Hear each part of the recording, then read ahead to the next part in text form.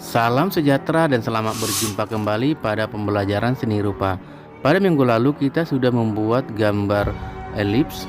Nah, hari ini kita akan mempelajari pembakaran keramik. Tujuan pembelajaran hari ini, Bapak berharap siswa mampu memahami pembakaran keramik serta jenis-jenis tungku pembakaran keramik.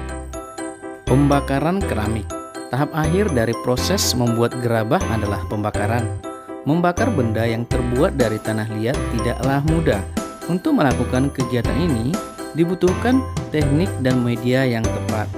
Nah, hal ini dilakukan pada keramik atau gerabah yang telah dibuat supaya tidak mengalami keretakan atau bahkan pecah pada saat pembakaran.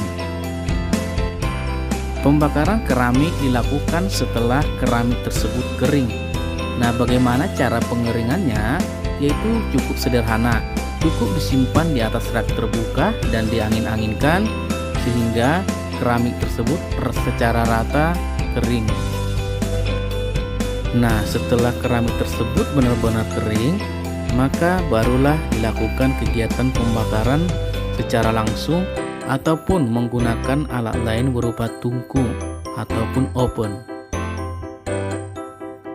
Pada umumnya, pembakaran keramik dikenal dengan istilah bakar biskuit untuk jenis keramik terakota, atau bakar sederhana dan bakar glasir untuk keramik berglasir. Berdasarkan suhu pembakarannya, gerabah ataupun keramik digolongkan menjadi 3 macam, yaitu sebagai berikut. Yang pertama yaitu earthenware, yaitu jenis keramik yang memiliki suhu matang antara 900 sampai 1100 derajat Celcius. Nah, untuk daya serap airnya, keramik jenis earthenware memiliki daya serap 5 sampai 10%. Yang kedua, stoneware, yaitu keramik yang memiliki suhu matang sekitar 1200 derajat Celcius. Nah, untuk daya serap air pada jenis keramik stoneware memiliki daya serap antara 2 sampai 5% dan memiliki kekerasan seperti halnya batu. Yang ketiga yaitu porselen.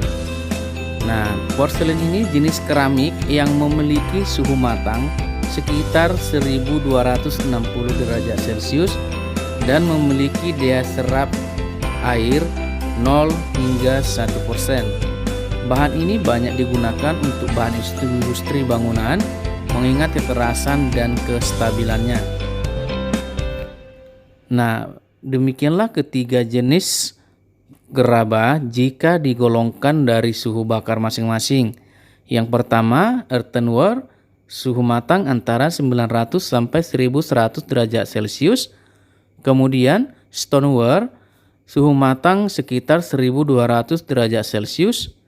Dan yang ketiga porselen, suhu bakar sekitar 1260 derajat Celcius. Nah, untuk proses pembakaran ini tentu digunakan alat supaya mencapai masing-masing suhu tersebut. Nah, alat yang digunakan untuk pembakaran keramik dikenal dengan istilah tungku. Nah, berikut ini macam-macam tungku pembakaran keramik menurut bahan bakarnya. Nah, yang pertama, bahan bakar listrik. Tungku ini menggunakan bahan bakar listrik.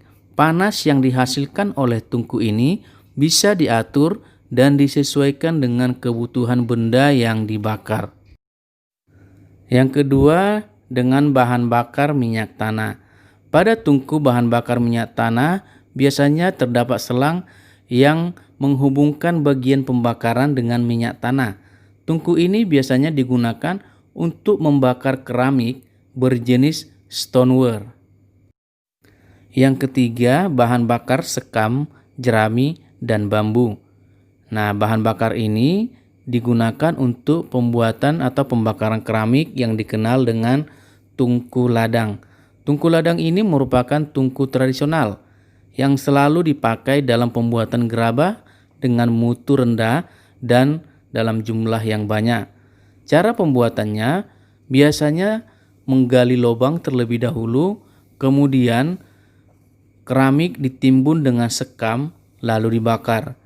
Nah, hasil yang didapatkan terkadang keramik itu terlihat seperti gosong. Nah, dalam kehidupan sehari-hari kita sering melihat hasil pembakaran dengan tungku ladang ini, contohnya kendi, genteng bermutu rendah, kemudian batu bata merah.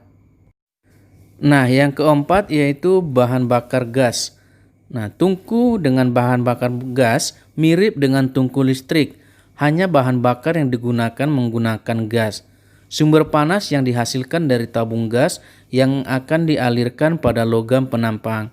Hasilnya sangat bagus dan tekanannya sangat tinggi. Tungku ini dapat dipakai untuk membuat gerabah ataupun keramik dengan mutu tinggi, bahkan keramik glasir. Nah, demikianlah pembelajaran kita hari ini yang membahas tentang pembakaran keramik, yaitu meliputi suhu bakar, kemudian tungku yang digunakan dalam pembakaran keramik. Nah, sebagai rangkuman pembelajaran kita hari ini, berdasarkan suhu bakarnya, gerabah dan keramik digolongkan menjadi 3 macam, yaitu earthenware, stoneware, dan porcelain.